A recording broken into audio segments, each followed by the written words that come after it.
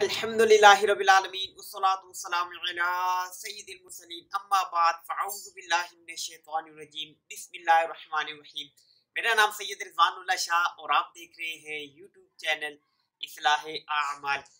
آج کی ویڈیو میں ہم انشاءاللہ عز و جل ایک روحانی علاج سیکھیں گے، اور روحانی علاج جو ہے بہت ہی مزے کا ہے، خصوصاً جو ہے ان لوگوں کے لیے بہت ہی مفید ہے کہ جن کو احتلام جو ہے اس کی بیماری ہے۔ جی ہاں، یہ ایک بیماری بھی ہے، اور بہت زیادہ جو ہے مرد حضرات جو ہیں بعض اوقات سے تنگ بھی ہوتے ہیں، شرمندہ بھی ہوتے ہیں، اور ان کے لیے یہ لے کر آئے ہیں وظیفہ۔ انشاءاللہ اگر اللہ نے چاہا اس وظیفے کے اوپر عمل کیا تو انشاءاللہ یہ مسئلہ جو ہے یہ دور ہو جائے گا، یہ بیماری جو ہے وہ دور ہو جائے گی۔ ایک نیچرل عمل ہوتا ہے، اور نیچرل عمل جو ہے وہ ایک الگ بات ہے، اور بعض لوگوں کو یہ بیماری لگ جاتی ہے، تو بیماری ہونا یہ ایک الگ ہے۔ تو انشاءاللہ آج یہ سیکھیں گے، مگر یہ سب کچھ جاننے سے پہلے، سیکھنے سے پہلے معمول کے مطابق آج کی ایک اچھی بات، اور بخاری شریف میں جو ہے وہ حدیث پاک ہے، اور حدیث پاک بہت ہی پیاری ہے۔ حدیث پاک میں یہ ارشاد فرمایا گیا کہ اللہ کا ذکر کرنے سے جو ہے شیطان جو ہے یہ دل سے ہٹ جاتا ہے۔ جی ہاں، شیطان جو ہے یہ دل کے اوپر قبضہ کیے ہوئے ہوتا ہے، اور مختلف روایات ہمیں ملتی ہیں اس حوالے سے، اور اللہ کا ذکر کرنے سے جو ہے وہ شیطان بھاگ جاتا ہے، ہٹ جاتا ہے دل سے، اور دل میں جو وسوسے آ رہے ہوتے ہیں، خیالات آ رہے ہوتے ہیں، بری باتیں آ رہی ہوتی ہیں، انسان کا جو گناہوں کی طرف دل مائل ہو رہا ہوتا ہے، اللہ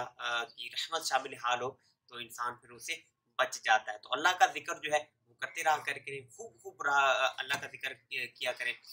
نماز پڑھ کے، ذکر اللہ کر کے، تلاوت قرآن کر کے خوب اپنے دل کو جو ہے وہ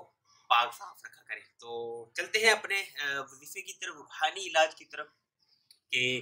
جن لوگوں کو جو ہے وہ احتلام کی جو ہے وہ بیماری ہوتی ہے، تو انہوں نے کیا کرنا کیا ہے، ایک نقش جو ہے وہ آپ دیکھیں گے اپنی اسکرین کے اوپر بھی،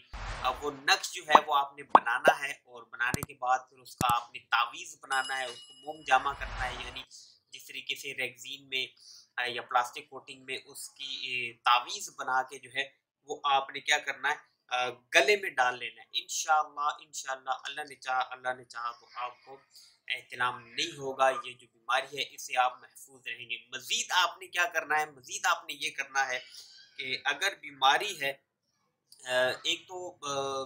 اشد بیماری بڑھ جاتی ہے، تو بیماری میں پھر آپ نے یہ کرنا ہے کہ درود شفا،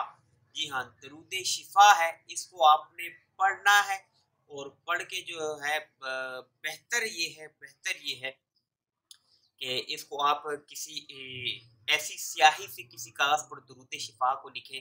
کہ جو دھل جاتی ہے، اس کو آپ نے کاغذ کے اوپر لکھ لینے کے بعد اس کو دھو کے اس پانی کو پی بھی لینا ہے۔ نقش بھی آپ نے بنانا ہے، گلے میں ڈالنا ہے، ساتھ میں درود شفا کو جو ہے لکھ کر دھو کر